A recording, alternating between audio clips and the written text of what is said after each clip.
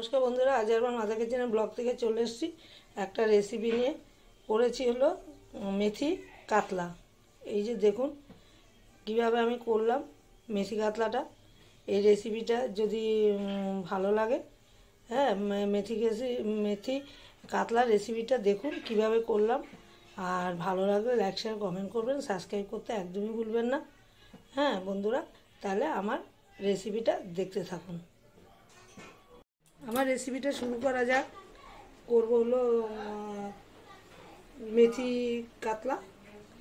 কাতলা মাছগুলিকে এই যে ভেজে রেখেছি, এই যে, আর সেই ভাজার তেলেই করব, কারণ আর বেশি তেল দেবো না, ঘিও দেব। এই যে শুকনো লঙ্কা ফোড়ন দিচ্ছি, আর হলো এই যে মেথি, মেন উপকরণ হলো মেথি। এই মেথিটাকে দিয়ে দিলাম তেলের মধ্যে, একটু ভাজা হোক, তারপর এক এক করে সব মশলা দেবো আমি। তেজপাতাও দিয়ে দিলাম।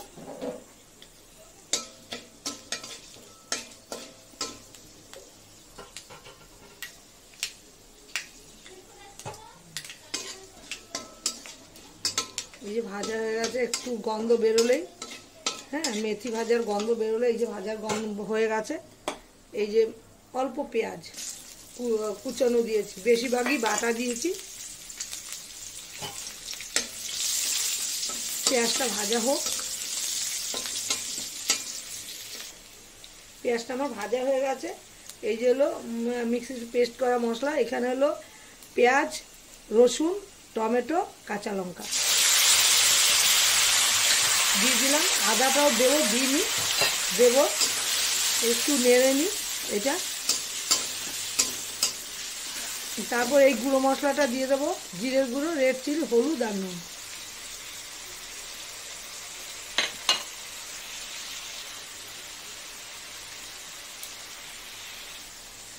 এই যে দিয়ে দিলাম, আদা বাটাটাও দিয়ে দিলাম।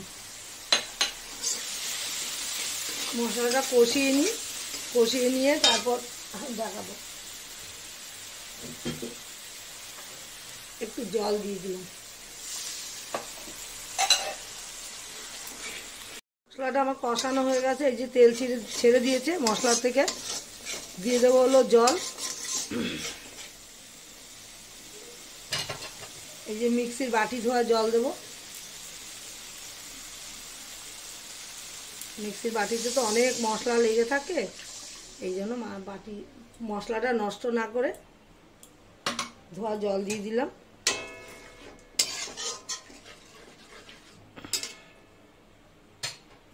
ঝোলটা ফুটে উঠলে আমি মাছটা দিয়ে দেবো।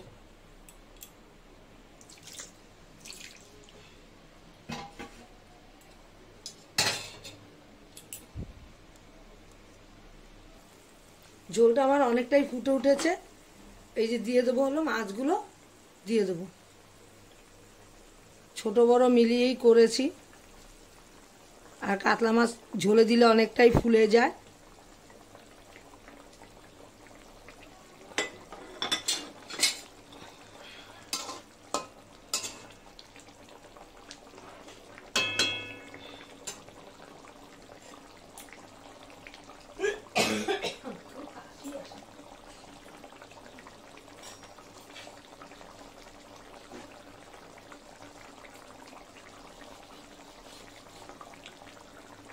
ঝোল আমার ফুটে উঠেছে। এবার দিয়ে দেবো হলো টক দই। এই যে টক দইটাকে আমি ফেটিয়ে নিয়েছি বাটিতে। এই যে ঝোল মেলাবো।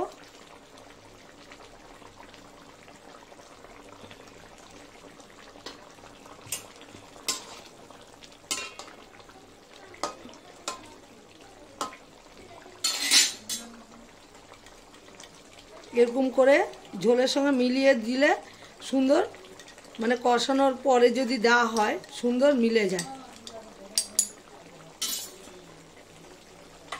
আমি আঁচটা কমিয়ে দিয়েছি, কমিয়ে দিয়ে এই যে দইটা, এই যে টক দইটা এরকম করে দিলাম। একটু নামানোর আগে একটু আমি মিষ্টি দেব। কোনো সময় মিষ্টি দেই না, যদিও টক মিষ্টি ব্যালেন্স থাকলে পরে মাছের মধ্যে দিলে দারুণ লাগে। খুব বেশি দেবো না, মিষ্টি হবে না।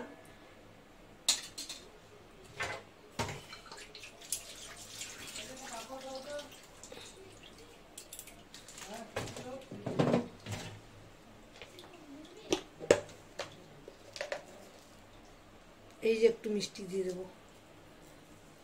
আমার কিন্তু রেসিপিটা হয়েই গেছে। এবার দিয়ে দেবো এগুলো, একটু গরম মশলা দিয়ে দেবো, দিয়ে দিলাম গরম মশলা, আর দিয়ে দেবো একটু ঘি দেবো, অল্পই দেবো। এই যে ঘি দিলে এরকম কিন্তু করে বন্ধুরা একবার করে খেয়ে ফেলতে পারেন বাড়িতে। সবসময় যে নিমন্ত্রণ বাড়িতেই খেতে হবে তার কোনো কথা নেই, নিজের বাড়িতে এরকম করে করে খাওয়া যায়। আমার রেসিপিটা যদি কোনোখান দিয়ে ভালো লাগে লাইক শেয়ার কমেন্ট করে সাবস্ক্রাইব করতে একদমই ভুলবেন না। সবাই ভালো থাকেন, সুস্থ থাকেন। আমি ভালো থাকলে ডেলি কিছু না কিছু রান্না দেবো।